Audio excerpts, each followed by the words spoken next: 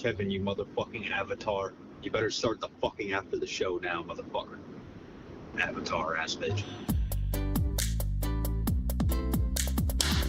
Kevin's eyes look insane, but he's got new hair. Virginia is a witch and she farts in her chair. Jason is a spaz who's got an old man's ass. Welcome to the After the Show podcast. Alrighty, welcome to the KVJ After the Show podcast. We made it to a Friday. Ow! Oh, yes. Big stuff. Very excited for another weekend here. Well, this week flew by, didn't it? It kind of did, yeah. Tell you what, when you're a mime, it flies by. This is Shark Week. It just kind of flew by. Yeah, no, I haven't been keeping up with the sharks. No, I haven't either. I don't feel like I really got everything out of Shark Week that I should have. I feel like Shark Week's kind of lost its sizzle. Because what they started doing was they were running Shark Week, but they were running it every week, so it became Shark Year after a while. Not so special. Yeah, it was too frequent. Yeah. No, you're right. Got to keep those things. You got to protect them. Keep them all special. I've been watching a lot of stuff on the killer whale. Fascinating creature. Oh, yeah. It's not even a whale, Virginia. Is it a killer? It's a dolphin, and it kills everything in the sea, but it will not. There's no record of a killer whale hurting a human or killing a human, I should say. Interesting. Yeah. In fact, some people believe that they recognize humans and have a kinship with them. Really? Yeah. You can tell I watch a couple of documentaries. Yeah. Yeah. You ever see one of those on the water? I don't think I have. No. With your mind paint, you kind of look like a killer whale.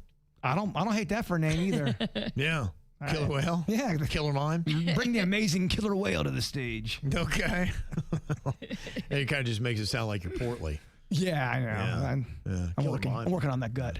Yeah, you're looking slim. You're looking fantastic. Well, just get the lettuce disease. Yeah. Leans you out. He lost about 8 pounds of poo. That's what they told me at the hospital. I said, I'm like down like 12 or 13 pounds. Oh, wow. And they go, well, it's the diet. I'm like, okay, I guess. Yeah. That'll do it. Yep. I think I'm going to do finally one of those water cleanses here. I just got to figure out the days to do it. It's a 3-day water cleanse. So I was watching yesterday, Tim Robbins, I think that's his name. He's a guy in Bull Durham, right? Actor. He's on with Joe Rogan on his podcast. Okay. He does like 3-week fast, water fast, where you have just the water with cayenne pepper and a little bit of maple syrup in it or something like that. Remember, I think Beyonce, that was her little... lemon, maple syrup, cayenne pepper, and water. I think it was 2 weeks, something like that. Maybe he didn't have any food at all. I was like, that's kind of crazy. I don't know if like 3 days, I'm already like, all right. Was he stranded somewhere? He says he does it several times a year. Wow. Like he's a little eccentric and out there. He is. That's why I don't think I go with that. But Denny's was talking to me like he might be into that 3 days. So I'm going to have to coordinate with him and see if maybe we can do it. Just see what it's like. I'll do a 3-day with you. Okay. Yeah. Yeah. I've fasted before. All I need to do is I just got to figure out, the food ration out. And I think you're supposed to eat a certain way going in and eat a certain way coming out. So I need to kind of get on top of it, get the food ready. And me, I got to prep everything. Well, your boy Mime over here is going to do like a 2 pizza night the night before. Got to go in there fat. Okay. Yeah. Fat for the fast. That's what they do on all those surviving shows. And there's a bunch of them out there. People will gain a ton of weight before they get out there. And honestly, one season of that Alone show, a guy went in there heavy and ended up winning the whole fucking thing because of his fat. Damn. Yeah, you lose fat quick out there. Yeah, you could do it. So, yeah, if anybody's done it before or knows what's in it, but they say that it's so amazing for your body to do that I guess it just starts really regenerating. And that's why a lot of people are doing these kind of fasts is because of the benefits. So I don't know. I want to see if it really is as amazing as what everybody tries to say, or they're just trying to sell it for suckers who do it too. The thing about fasting, you'll get hungry, and then all of a sudden you hit this weird kind of area where the hunger shuts down, and you're not kind of hungry for a little bit. It's odd. It is kind of odd. Yeah, they say that the 3-day water fast can significantly increase autophagy, I guess, as the body runs out of glucose and switches to fat and ketosis, improving insulin sensitivity, promoting fat burning, and potentially regenerating immune cells. They say it's vital for health, disease prevention, and survival, where I guess the cells self-eat, breaking down and recycling damaged components. Huh. That's what it feeds itself on. And they say the major effects typically begin after 24 to 48 hours. They say in the first 24 hours, the body uses the stored glucose. You may have some hunger. Then 24 to 48 hours, glucose and insulin drop, ketosis begins, and human growth hormone rises to help preserve muscle. Then at 48 plus hours, the autophagy, whatever you say, accelerates, peaking around day 3 as cells recycle damaged parts. So it sounds pretty powerful. Just got to do it right, I think. Yeah, I'm out. I've heard a lot of people talking about that too. Like, if you get cancer, you should do this. Okay. Because you don't want to feed the cells. And like, cancer cells love sugar. So I hear people all the time on TikTok Doc saying, oh man, if you get cancer, immediately put sugar out of your diet. Don't ever eat sugar because that feeds the cancer cells. Wow. It's like, huh. Yeah. Is that real or is that just TikTok Doc? There is a mind trick you can play on yourself to help you get through a fast like that, and I've done it before. Yeah. But and we've talked about it. You almost have to put yourself. For me, I always act like I am escaping like a terrorist camp. Okay. And I get on one of their boats, but I have to. I'm like I'm hiding underneath, and I just have to kind of survive and not make a sound, and that's kind of what. You have to kind of go in that mind frame a little bit. Like you're stuck in the jungle. Like survival. Yeah, you're surviving. Fight or flight. When you're getting those hunger pains, go into a world of make-believe to get out of those hunger pains. Imagine you're in a movie. Exactly. It can get you through a bad moment. I would think staying busy would help as well. If you're just, because, you know, sometimes you're like, oh, I just forgot to eat. Some people will be so busy that'll happen. And that's probably the best thing to do. And they're saying that the full 7-day fast goes way beyond just shedding pounds. They say that people got really slim by going to the 7. They said around day 3, more than 1/3 of the proteins measured changed significantly, affecting multiple organs and systems, including proteins linked to brain support functions. They said it may influence inflammation, cellular repair, and disease risk. So some people feel like maybe you could cut cancer off at the pass by doing these kind of fasts. I've heard it. I've heard it a lot, too. And who knows? I mean, it kind of makes sense. Why would you want to feed your cells more poison? Sugar is poison. But everyone's built differently. And then there'll be another study going, you need sugar. You got to have some sugar. Sugar's great for you. I don't know. Sometimes I feel like people are throwing darts at the wall. It says many of fasting's potential health benefits may not emerge until at least 3 days of complete calorie restriction. So that's why they're saying go to 7, not just stopping at 3. I'm going to do 3 first, but yeah, they're saying that 7 is even better. I did all those juice cleanse. Yeah. But those were like, you're drinking fruit juice, basically. Yeah, it's liquefied fruit. They had vegetables in them, too. And sometimes you can do like just a green cleanse that would just be no sugar, just the green juices. That was more intense, but I don't know. Okay. I was starving at the end of the juice cleanses. Mm-hmm. Well, tonight I'm going to be at Hair Club.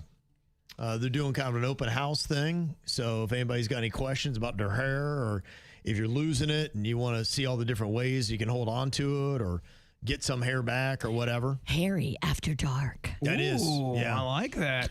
Are you going to be the only media person there, or will there be other hair media people? It's only me. Okay. Yeah. You are officially the hair guy in Florida. Okay. You're him. I'll take that. Yes. Yeah, I'll take that. So, yeah, I'll be there from 4 to 7. It is in Delray Beach. It's right off of I-95, though. At Linton, you go just a little bit west, go to Congress, and it's just a little drive south. It's very easy to find, though, very quick. Linton Boulevard's got some good restaurants on that road, too. They do. Yeah, terrible for a guy on a fast. Terrible for a fast. Yeah, but great if you're hungry. If you got your hair done and you're hungry. Yeah. And Pedro said, why is Kevin so afraid of being bald? I don't get it. I'm bald myself. I just shave and that's it. Let go of that rug on your head and be real. Be bold. Yeah, some people look great with it. And honestly, people too, I found with darker skin complexions, it seems to work better too. So if you're Spanish, black, things like that, It seems to look better. I think it's tougher for white guys to go bald, and it's more hit or miss. And I do see some bald white guys, it doesn't look good. They just look really old. And for me, I'm able to see it because of what they put on my head. I can get a pretty good idea. And I've done a bald cap before, and I'm like, it just doesn't work for me.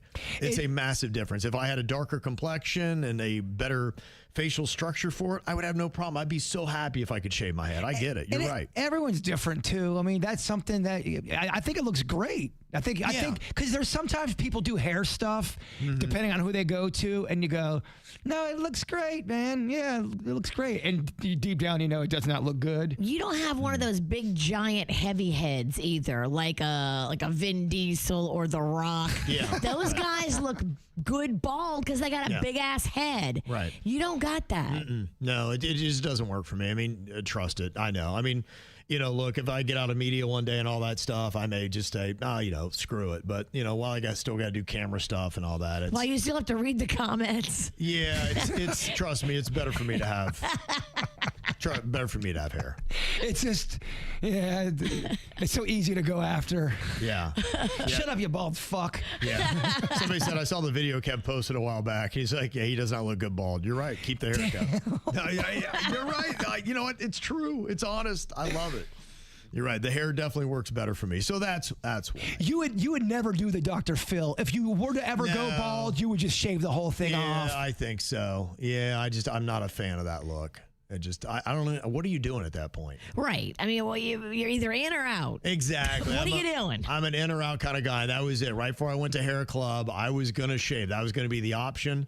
And thank God I found it and figured it out. And it was a lot better and easier than I thought. I thought it was going to be complex and wouldn't look good and all that. So that's why I want to do this tonight, to answer anybody's questions and hopefully get you in a good place where I was. That's why, because when I first got into radio, the first year I was putting on a lot of weight and I got pretty portly. You ate all the free radio station donuts. I did, man. I really took advantage that first year. And I remember stepping on the scale and I'm going, holy shit. Because I kept reading comments, shut up, you fat fuck. I'm like, man, what's calling me a fat fuck? What is all this about? I'm like, not fat. I kind of knew. I could feel it in my titties. I'm like, man, you're getting kind of fat. But I didn't know it was such a low-hanging fruit for someone just to go, shut up, you fat fuck. I go, well, you know what? I remember the moment I said, I'm going to at least make them call me a skinny dumb fuck instead of a fat dumb fuck. Okay, you gotta have goals.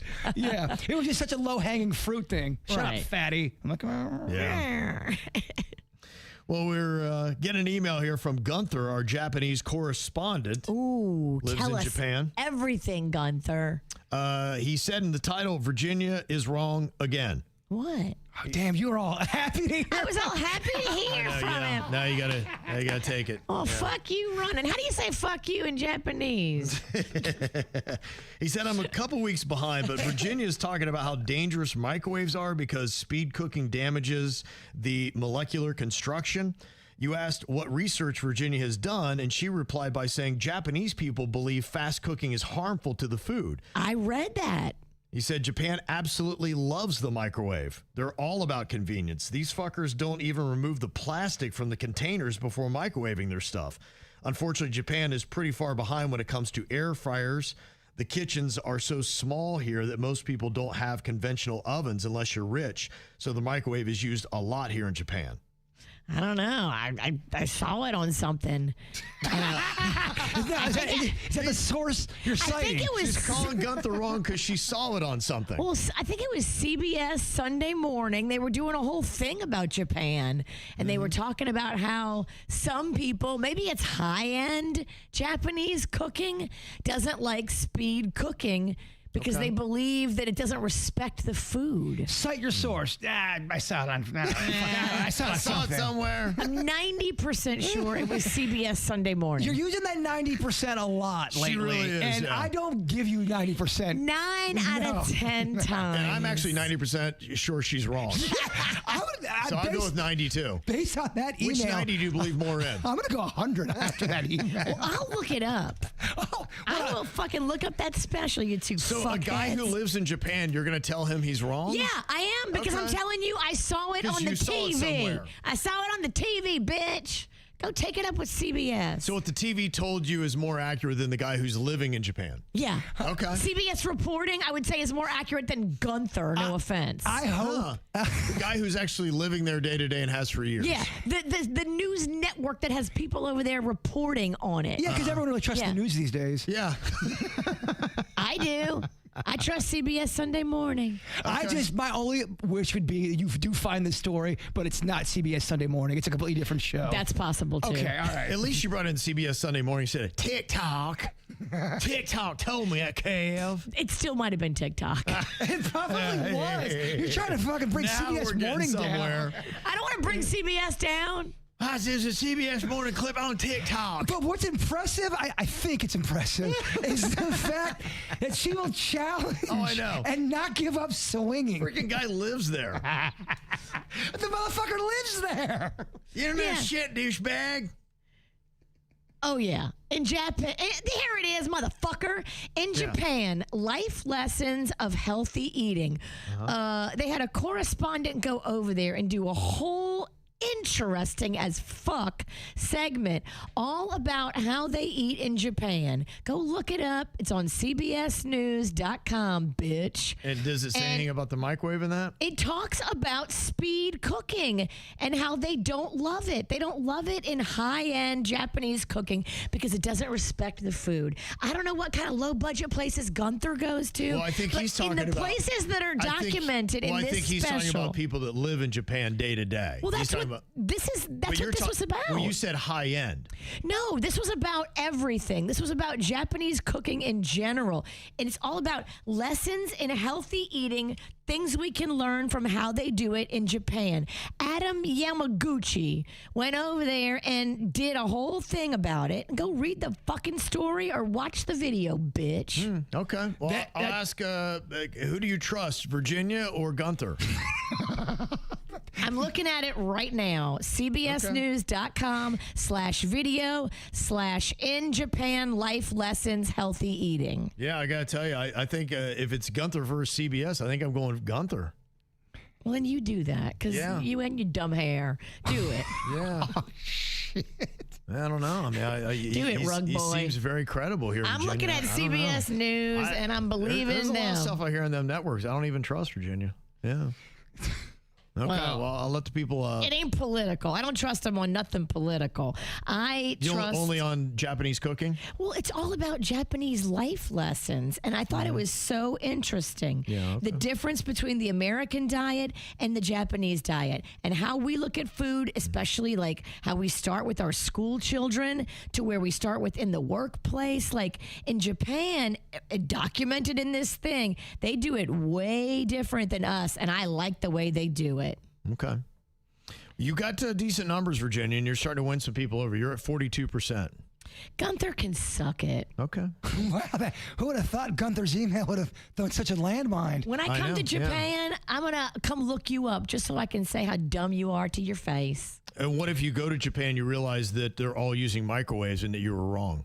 I don't think an apology is near the future. No, go ask Adam Yamaguchi. Okay. All right. He did the work. Okay. Well, yeah, I do believe that they probably did have that report. Yeah, but who is right? I don't know. Who do you trust? It's about a 50-50. 53 for Gunther, 47 for Virginia. Okay, dead heat, as they say. Okay. You got me all riled up on a Friday. Fuck you, Gunther. Let's put the fan on. Let's Fuck you too. You're not going to make the mime fight. Nah. I'm in a good mood. Watch. Yeah, the worst is when you do actually. You were in a good mood. There have been times where I've been in a costume and have gotten into a very bad verbal altercation. If Gunther ruined my day, I'm about to ruin everybody else's. No, I know. It's why I'm over here emoting afraidness. Well, we've got another story of these AI hacking other AI. Anthropic just revealed that several of its Claude AI models unintentionally hacked into the systems of 3 real organizations during internal cybersecurity testing after a configuration mistake accidentally gave the models internet access. Oh. The incidents occurred during more than 141,000 capture the flag security evaluations designed to test the AI's hacking abilities and simulate environments. So they're teaching the AI then to hack? I guess it sounds like what they're doing if they're testing its hacking abilities. Y'all, you got to remember, everyone in the world's getting AI pretty much. You're right. And not everyone likes each other. So, yes, people are going to write certain programs and have AI do certain things that you wouldn't do or other people wouldn't do. But if it's about, winning something or taking something over. Yeah.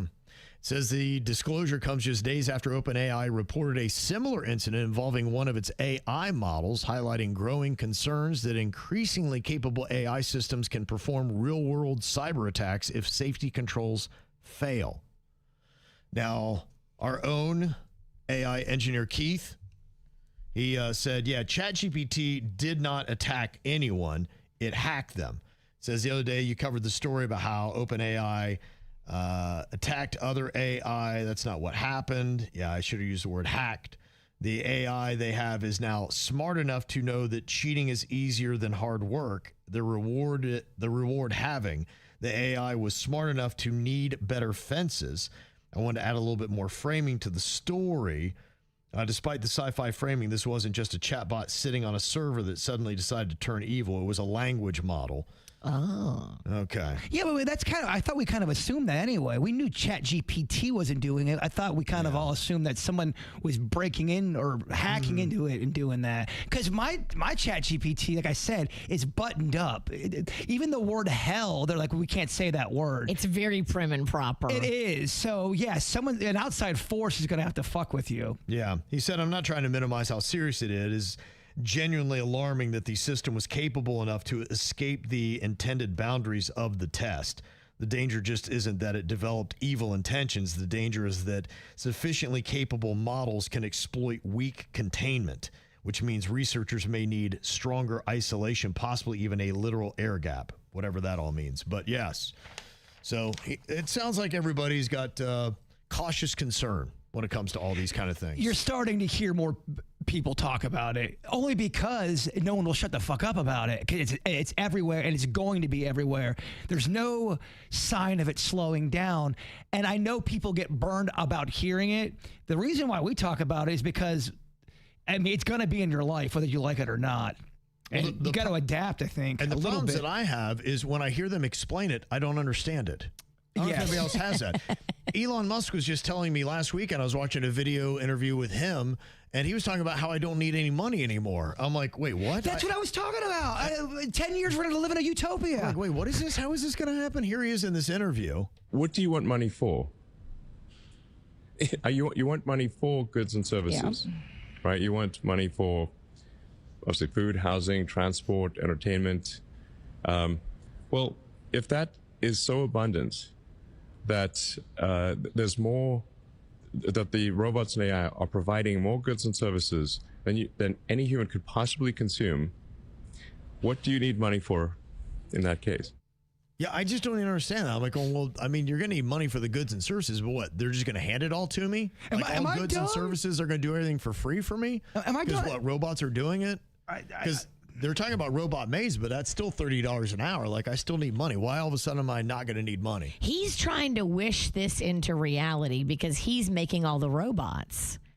Yeah, I guess. Yeah, he's not going to talk shit about his own plan. His plan is the best plan ever because he's the guy that's making the robots. Do I think in 10 years, if there's an overabundance of everything, that's going to solve everything? No, I think people are going to be... There's going to be evil people out there that's going to try to take that abundance. Amen. Yeah, I think that was kind of his argument. He wants you to not want money. Yeah, this is deflation is what you're getting, and so there's just going to be an abundance of goods and services, and what are we going to do with all of it? We got to hand it out to people. Some of this shit reminds me of Episode 3 from the Star Wars franchise, where it's going to be a better world. Everyone's cheering, and some people are going, well, let's stop cheering for a second. What does all this mean? Is this real? Is it even possible? Yeah. It's an interesting world. The last 20 years, they say, are the biggest for important discoveries and inventions. What will the next 20 years be like? And I don't know if we just had a amazing 2 decades or this is just a sign of how things are speeding up. You think about what has happened since, if we go back 20 years. So we're looking at, 2006. So since 2006, these are all things that have happened. Smartphone, 2007, 1 year into it. I mean, how big has that been? Yeah. It's changed the game. You're right. Cloud computing, that has happened. That happened in 2006. That allowed companies to rent storage and computing power, which led to streaming services, online businesses, mobile apps, and artificial intelligence. Really changed the game. The CRISPR gene editing, which is wild. I was watching a whole special going in on this, where they are now going in and killing disease in the womb. You know, we've almost kind of seen that, what they did with the spina bifida. Yeah, But that's now- crazy. Yeah, this is even before it becomes, all the different stages of development. You can go Wow. in there and cut and modify DNA and just create the perfect person every single time. That's insane. Yeah. You've got the humanity deflecting an asteroid, which we did in 2022, push it into a different orbit, which, Bruce Willis would still be alive today. If it weren't He's for that. alive. He's Oh, just not alive? doing so I thought he great. died in the movie. Thank God. He gave all. He did give all. That was a thing that used to scare kids back in the day. They talk about that in science class, how a meteorite could come and knock Earth and Now, do I- all this crazy I shit. still believe in it because they still say a lot of them just pop out of nowhere. Because imagine if you ever looked into the sun and tried to catch a baseball, that's what it's like. Wow. Yeah. Yeah, so that's what they're dealing with is just when you're looking at it and you can't see anything and all of a sudden like, oh, shit. Oh, gosh. We didn't see that big thing that was behind the sun. Yeah, so that still is a possibility. When you can see it, maybe you can go deflect it if you got plenty of time. But if you can't see it and it's all of a sudden, hello, then you're kind of screwed. The mRNA vaccines, you heard about that a lot with COVID, but I guess the benefit of that is that the technology gives the body cells temporary instructions for producing an immune response. And it's kind of the template that you can do to attack cancers and other diseases. We had the reusable rockets. Thank you to Elon Musk for that. They've discovered all kinds of different other planets. Have you seen like the telescopes they have now and how vivid they are? It's insane what they can see and how far they can see now. Really? Yeah. It is. It's pretty amazing. They see any aliens yet? You wouldn't know about it. Yeah, they're not going to tell us. Not yet, but they do have a couple planets that they think that, it seems like it might have the right Goldilocks conditions to replicate what we have on Earth. They found Space base. They found a few of them, and they say that they have the same kind of, habitat and environment that Earth could have. I mean, this is, again, some Twilight Zone shit, stuff. Yeah, Sorry, the kids were walking by. I think you're good. You save all your cursing for when you're making eye contact with kids. I know. I've been kind of clean this podcast. So there's the kids running. As soon as the kids show up. In 2019, we got our first image of a black hole.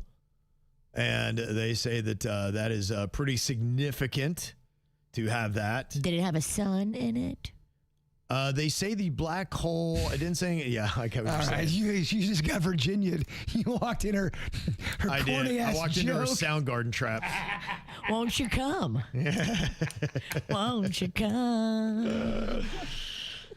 We've revealed lost cities by LiDAR, which is pretty amazing. And they go into the Amazon. You can see through the cover of trees, the canopy and everything. Whoa. And they've seen some stuff in there. They found some lost cities. The civilization was a lot greater than they expected. But they've also found some structures, too, that they say man couldn't have built. Isn't that underneath crazy? Some of those jungles. We never even knew any of that. Man Yeah. couldn't have built. There are people that believe that, man couldn't have built it, at least with the technology we're at now. Now, some people believe that we had a higher technology and it's recycled, and this is a different, maybe some people believe this is the 6th generation of man, that we keep getting to a high technological level. And then we kill ourselves, and then we just And then you recycle. first Yeah. populate. Rinse and repeat. Yeah. It's a Damn. theory out there. We're in number 6. It kind of That's- makes yeah. sense to me. Some Have people you have been figured in it out. all 6? Well, Do you I mean, keep coming back, or is it just new people? there are people that have there will be different answers for that. You know, some people believe in the reincarnation, or you're just part of the energy and then you get recycled back into the fold. You know, it depends what people believe. Does that make sense to you, though, that it could be a rinse and repeat situation, that we keep getting to a certain level and then we just kind of destroy ourselves or at least get the population really small? Absolutely, because I think you're seeing right now, this whole segment is about talking about the developments we've had in just 20 years, which in the span of since we've had mankind on this planet, that's just a drop in the bucket. 20 years is absolutely nothing, and how rapidly it's increasing. But what is the big thing? We don't trust ourselves. We don't trust bad people. We don't trust each other. We don't trust each other. We don't trust the machines. We don't trust anything. We don't think, but yet we're still racing for this end goal, but we're not putting in the safety precautions and taking the time to do it. Well, that's what makes me nervous about the AIs. We're all racing to, you hear a lot of AI talk with soldiers and war stuff, and not everyone's on the same page with that. So when AI starts turning on each other, I foresee some problems. This is when I want to drink. Yeah. And then another one of the top discoveries was the gravitational waves, which they discovered in 2015, which proved Albert Einstein's theories right. It detected ripples in space-time produced by two merging black holes. And we're at the beginning of the space-time continuum and finding out how time and gravity are all connected, but that could be the center of how UFOs are popping in and out, Virginia. I'm going to sound That could be the next 20 years. The UFO me and Twigs from the Snack Pack saw, I swear to you, it looked like it shot out of a different sky. It was so bizarre. It's because it's figured out all these laws of physics and how to break the laws of physics that we currently and it figured out that it needed to show itself to the one guy that was going to get the word out. Twigs is the kind of guy who doesn't believe. He's not one of the. Oh, I believe everything. He will try to dress it down until he's left with no argument. And he was a little shaken up by that. Not like scared, but we were both like, "What in the fuck fudge was that?" Damn it. Make eye contact with the kids real quick. Swearing mime, our voices do go out. I know. Dang it. Only when you're yelling, which you are doing. So if you're talking calm, they can't hear this. The screaming. But what you're doing, the screaming mime, yes. And now they're like, wait, I thought they said they couldn't say bad words on the radio. These kids are so confused. Why is that guy yelling the F-bomb? That's right. We did have that discussion. Like, somebody's like, oh, he had to hit the dump button. Yeah, we had kids in right before the podcast, and they're in the other room now, but I still think they can kind of, I forgot they were here. I apologize. F it. They've been walking by. Yeah, so it's an interesting time that we are all in. Got a little suggestion here from Teddy. He said, Kev, if you love Yellowstone, Ransom Canyon on Netflix will feel right at home. It takes the best parts of the Dutton Ranch and brings them to a new Texas family saga.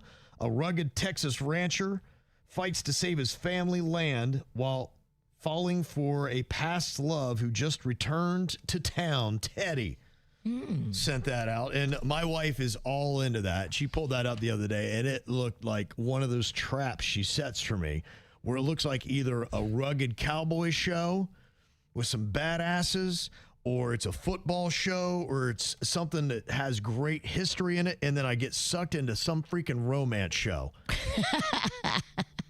And I was like, nuh-uh. Fool me once, fool me twice, fool me. She's fooled me 6 times now. You're not going to fool me 7. Yeah, but it looks pretty good. It's got he's the guy that used to be married to Fergie is in it. Josh Duhamel. Oh yeah, I like him. Yeah, he's a good looking dude. I think he did. Good looking dude. Did he do Fergie wrong though? Oh gosh, I think he did. I think he did it wrong. I think he did. I think I don't know if he was as bad as like a Jude Law, but they kind of look a little bit alike. It's got Minka Kelly in it too. She was great in Friday Night Lights. Yeah, you got me on that show. Friday Night Lights? Yeah, I watched like the first 3 seasons. I really enjoyed it. There were so many episodes, man. And it's got Michael B. Jordan in it, which I mean, you look at that now, you're like, wow, he's playing a high school quarterback. So, yeah, it's been around for a while. The coach was around for a while. I used to see him in a bunch of stuff. The coach from Friday Night Lights, I forget his name. He did Bloodline. It's Kyle something or other. He was great in Wolf of Wall Street. He plays a police officer that brings down Leonardo DiCaprio's character. Oh, I can't believe you haven't seen that, Virginia. I have not seen that. It's such a good movie. Yeah. Yeah, he's very solid. Kyle Chandler is his name. Played Coach Eric Taylor. He's good. on that show. And the cool thing, I wasn't able to pull off the audio and video yet, but my wife was watching that Ransom Canyon, and at one point they're in a bar, and she's like they're talking about New York City, and she's like, my favorite bar in New York City is McSorley's. And they go on and talk about McSorley's for a little while. Oh, we were just there. Yeah. And I'm That's like, a cool-ass bar. yeah. So I was like, how cool is that? So I was going to send that to our friend Gregory and be like, hey, man, got a nice little plug here on this show. I think it's a big show. I think it does well. If you love them chick shows, I think you'll be all about it. I think we'd heard this before, but Allison said, yeah, Will Ferrell is an asshole. Over 10 years ago, our team was on a red carpet and Will Ferrell was there. We were standing next to Entertainment Tonight, and Will came up, looked at us, and said, I'm not talking to them. They aren't real press. And he turned his back. He stood in front of us for about 5 minutes waiting for Entertainment Tonight to finish whoever they were talking to before they could interview him. And the handler kept saying, come on, just answer two of their questions real quick. But he refused. He is an asshole. Since that time, we won't support any of his TV and film projects. So, yeah, that does happen. I mean, you know, where you get big leagued. I mean, I've tasted that before, and it is very frustrating what you're dealing with. We all have been big leagued in this game. Everybody in this room knows the taste of big league. Oh, yes. Yeah. The thing that sucks is when you get big leagued by somebody you shouldn't get big leagued by. You're like, fuck you, mother. Right. Who are you to big league? Yeah. And there's one other thing to check out with the show, and I think it must be tied back to the 80s or 90s, and it's a cool little story. It's Kaya Gerber and Homer Gear. Do you know what's significant about that? Yeah, so Kaya Gerber is Cindy Crawford's daughter. She is gorgeous. She might be more attractive than her mom. She's stunning. Stunning. Unbelievable. And then the Gere kid is Richard Gere's kid. And yeah, and their parents dated That's crazy. back in the 90s, and now they're in a show. It's called The Shards, and I think it's set in that time period. Wow. So it's kind of interesting that and I think they play love interest, which that'd be kind of weird if you dated somebody 30 years ago and now your kid is in a show. Hollywood is pretty incestuous, though.